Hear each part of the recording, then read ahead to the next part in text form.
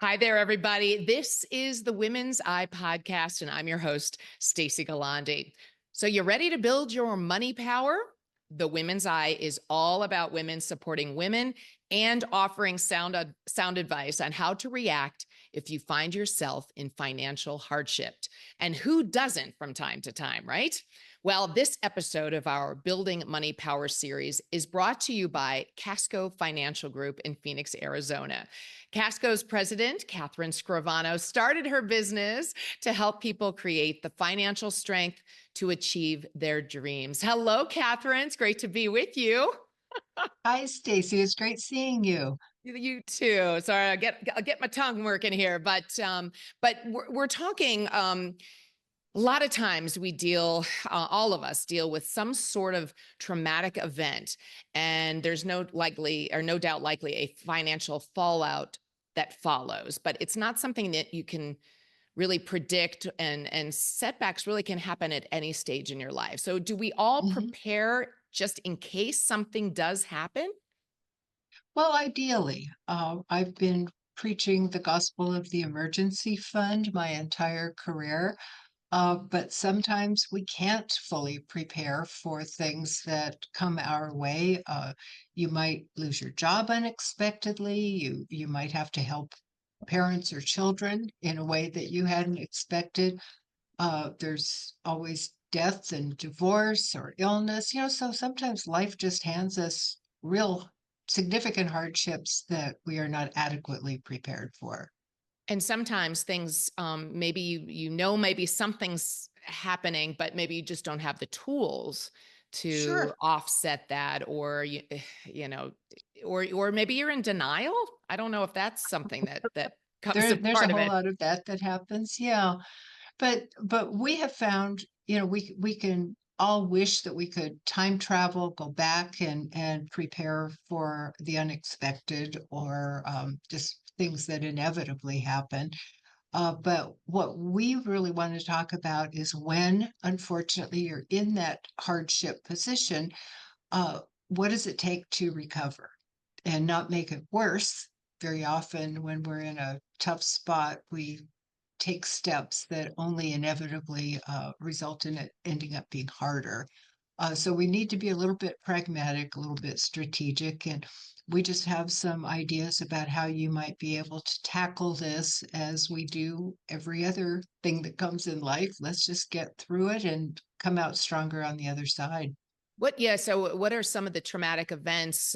You've mentioned some too, but that happen, and what's the most important thing to do right off the top when something The traumatic very happens? first thing, the very first thing is to have perspective and not overreact. And I know that's very easy to say as you and I sit comfortably talking right now. Believe me, I've been there and I've seen enough people go through where our first response is an over response. And that's one of those circumstances where chances are good we'll make decisions that we'll regret. We need to be very pragmatic and strategic. So we start establishing our goals and our identifying our priorities. Almost inevitably, we're going to have to modify spending. So we can talk about ways to identify where those cuts might be made. This is a role where a professional can help you. A financial planner, like in our practice, perhaps. There are debt and credit counseling agencies. There are a number of resources where having someone who doesn't quite have as much invested in this as you do might be able to make some suggestions and also may have some relationships that they can work in your behalf. And lastly, is what advice no one ever gives, but I think is critical is take care of yourself. You're not gonna Yeah, be we able just to sort of get blow through this ourselves off, if you're don't so we? exhausted. Yeah, yeah, so make that as important as part of the strategy as everything else, is just caring for yourself, your family, your relationships. These hardships, what are we talking about? Is it just maybe you can't make the rent 1 month, or what are some of these It situations? is so broad.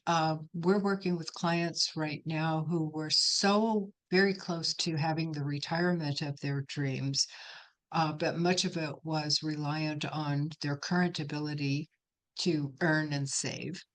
And unexpected job loss. One of them actually had to take a big pay cut. We modified spending and saving and kind of readjusted the retirement goal. And 2 months later now, I find she's been laid off. Oh, So we're going to be talking tomorrow about adjusting yet again. They're going to be able to eat and keep a roof over their head. They are probably not going to retire as soon as they wanted, or they're going to have to make some sacrifices in retirement. But we're going to just very pragmatically look at what the choices are and what might be done to ameliorate some of those things. So that's the don't overreact part of the advice is just kind of take a step back. These are numbers. They're not going to change based on guilt or shame or blame. Numbers are going to stay the numbers. So let's start facing those numbers and see how we can make them work in her favor eventually. well, and also too, I think that what I'm hearing is that it's not discriminating. I mean, this can No, happen no, to everybody. I mean, we can at any given time. absolutely. And one point I would like to make, somewhere one of your listeners is going to go, we just want to make it go away. And we'll do short term activity that ends up resulting in making it worse. And what I've got in mind right now is payday loans. The Payday average, loans. Okay. yeah, the average customer of the payday loan industry is female, and she is borrowing to meet recurring expenses. But the crazy interest that is charged, they tend to just roll it over so that, you're never out of debt. And that's a whole other topic of conversation you and I I might do know. someday. But it's kind of just a cautionary tale about a short-term resolution, but a long-term consequence. So that, in my mind, would be the overreaction is going to that kind of a source for money. Again, it might get you through the next couple of weeks, but years later, you're still carrying that burden. So it's not a good strategy. Yeah, there's one thing that you had sent to me beforehand that I guess a recent study found that nearly three-quarters of Americans have experienced a financial setback of more than $25,000. I mean, Hmm. Hmm.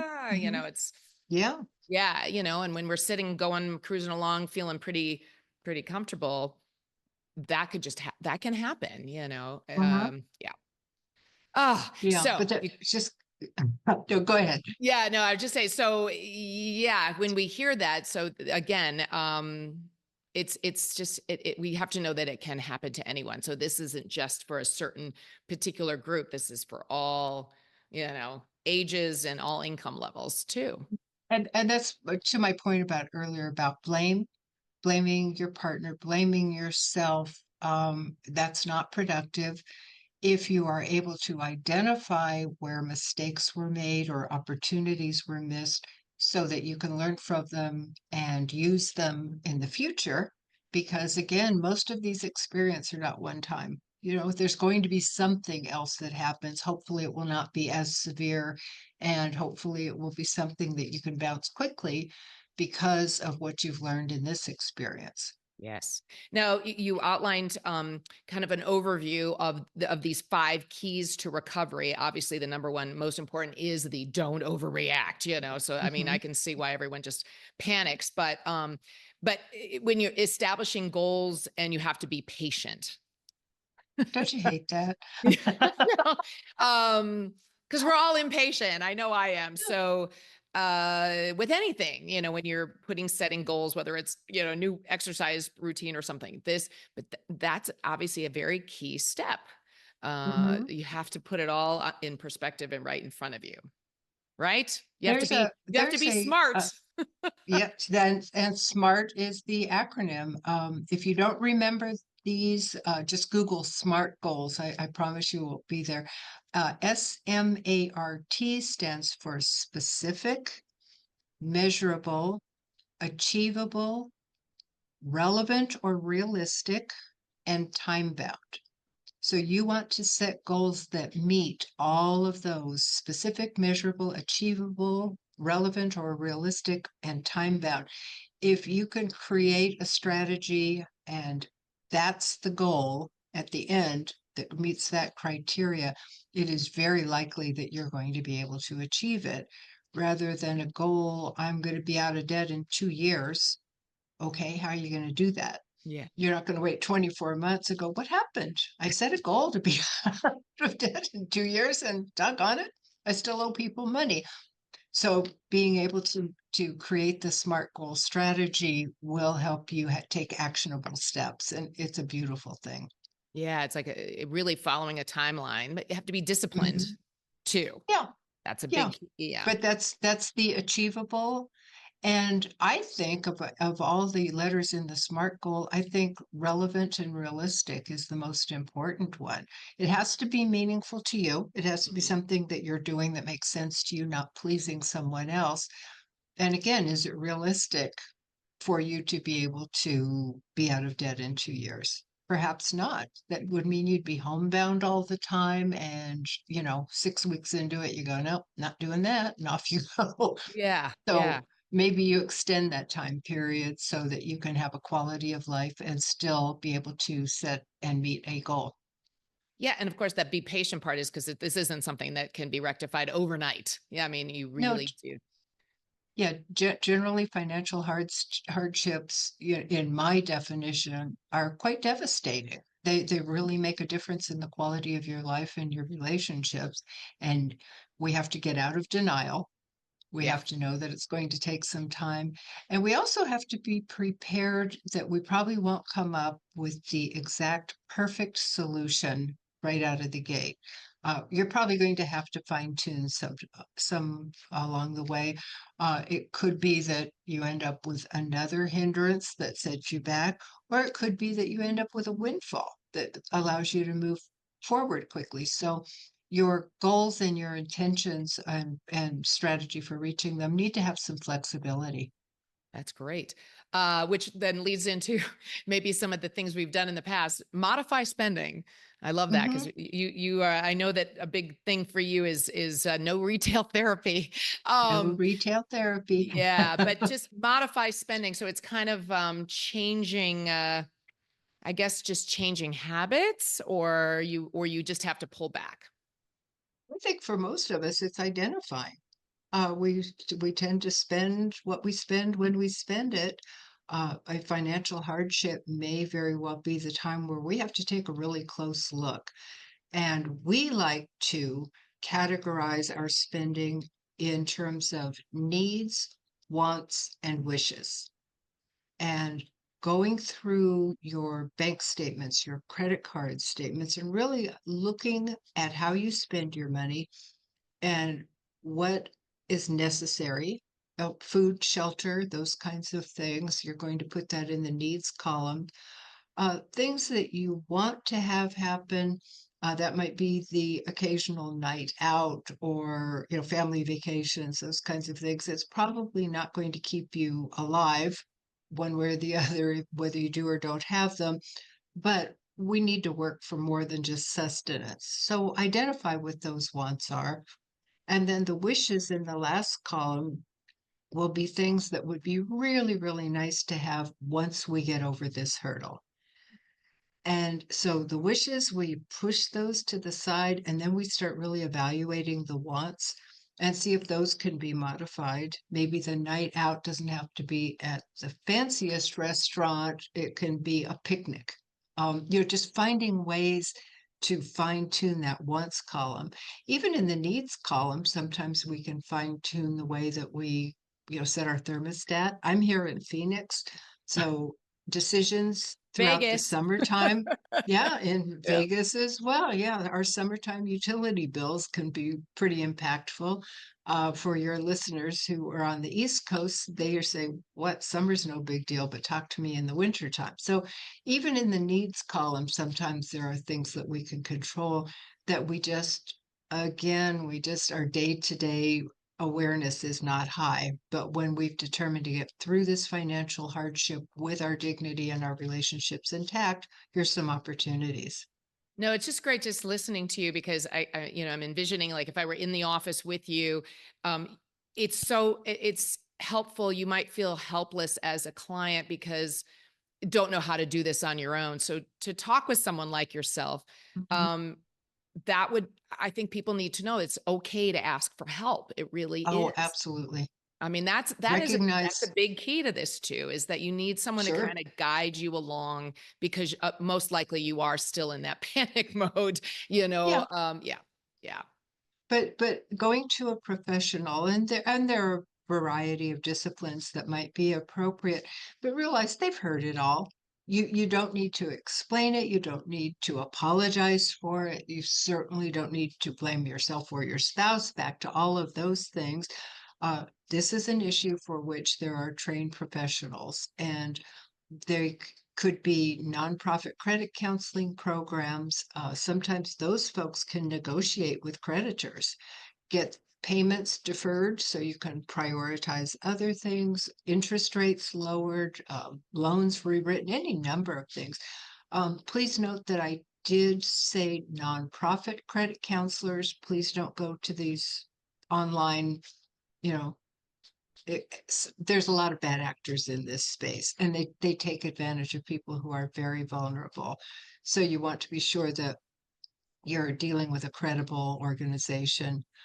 You can do some of that on your own. You can yeah, reach out to your creditors. Very often, you'll find them extremely willing to renegotiate or have some kind of forbearance.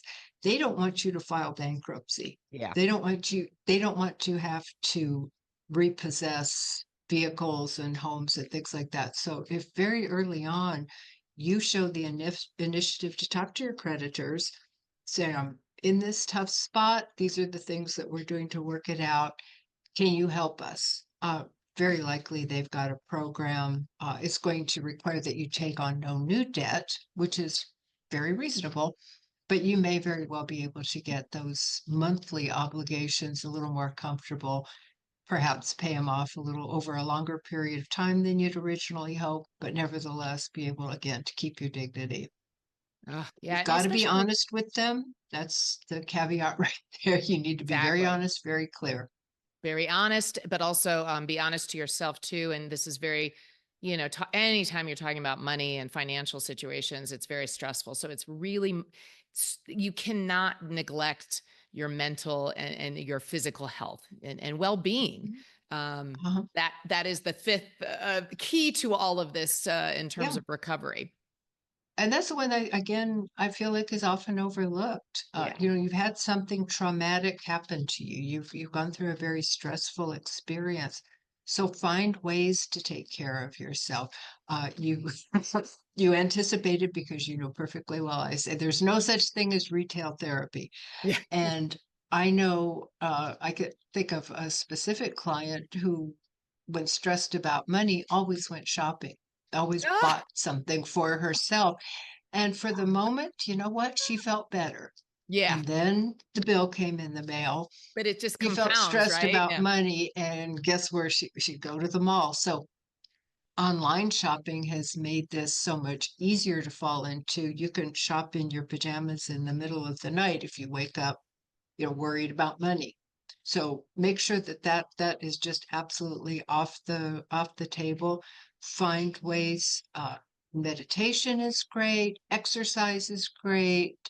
Being around those who love you and that you love. I mean, there's an awful lot of things that don't cost a nickel that can really help relieve you, and make that a very priority.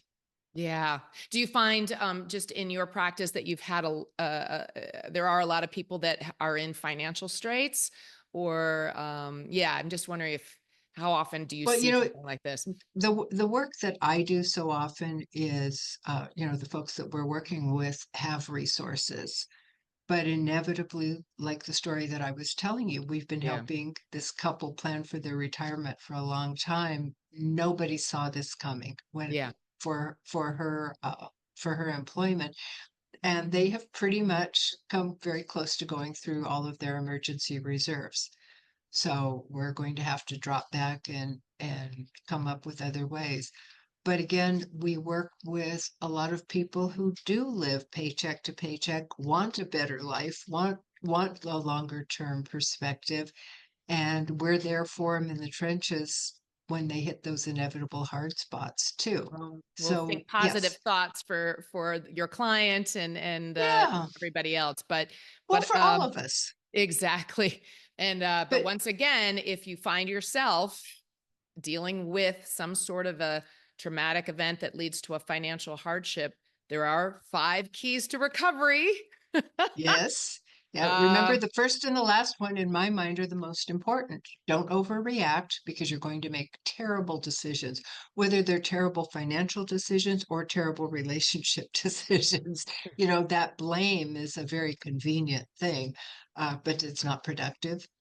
So if you can see this as a life lesson and be very determined to learn what you need to so you're not likely to have to go through this again, that's huge. And then the last one, taking care of yourself, keeping that perspective, reward yourself, not in a monetary way, as you get closer to the recovery. You look back at this as probably a very inexpensive education in the long run. Exactly. But, and of course, also don't be afraid to ask for help and modify your spending and really just make those goals and be patient because there is Yeah, a light at the end of the tunnel, correct? yeah.